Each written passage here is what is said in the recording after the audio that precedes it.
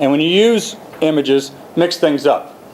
Images, videos, transcripts, show who the defendant is by their logos, by their labels, by something visual like that. And then you can talk about them. You don't have to read the slide. What other things can we use images for? How about a picture is worth 1,000 words? That's oftentimes said, but oftentimes misunderstood or not appreciated enough. You back up images with what you're trying to say. My client needed oxygen 24/7. It's easy to say, but the picture of her sitting there looking at the camera with her oxygen cannula around her nose is even more dramatic and drives that home. And the jury's going to remember that image later on, not the words that you've told them. Use videos.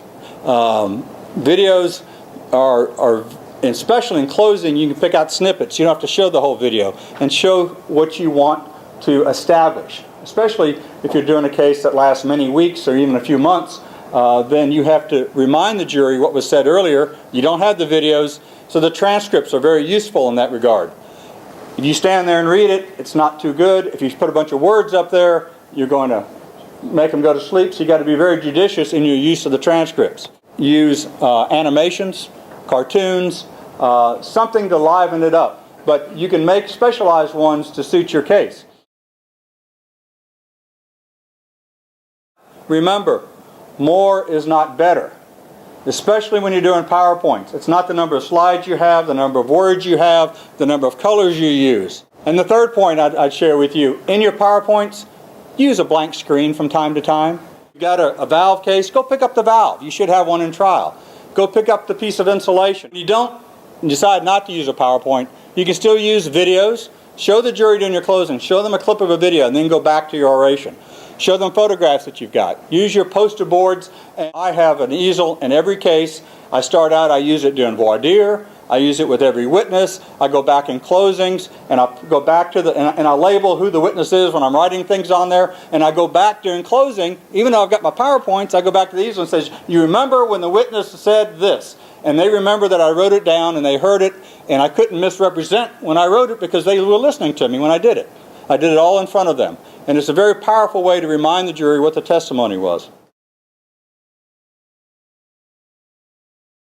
Speak from your heart. And again, it goes back to know your material. Be passionate about your belief. If you don't think your client deserves to win, the jury's going to know that. If you don't think your client is truly sick from asbestos caused by this company's products, the jury's going to sense that in you. If you think your client was negligent, and you're just kind of standing up there and trying to keep this case going until the settlement can take place, the jury's going to sense that. So speak from your heart and believe in your case. Move around and engage the jury and make a point with each one of them as you're speaking. And change your pace and volume. These are things you learn in Public Speaking 101, but we sometimes forget when we're in trial.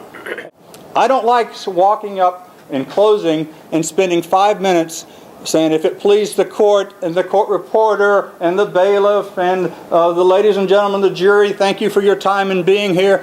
You've wasted the most important part of your closing, which is the first 2 minutes. Jump in there. Take charge. Focus on what is crucial to your case. And this is for the plaintiff or the defendant. Another tactic that many speakers do is when you're talking to the jury, you can't actually engage them directly, but you can use a rhetorical question. And you can say stuff like, now, some of us remember Mr. Smith testifying. And if you've really got the jury engaged, a couple of jurors will raise their hand. Letting you know that they're following you and that you've really got their attention. So use that. Raise your hand sometimes when you're asking a rhetorical question. And the jury will respond to you if you're doing a good job. If nobody raised their hand, or if they're sleeping or something like that, you better change your style quick.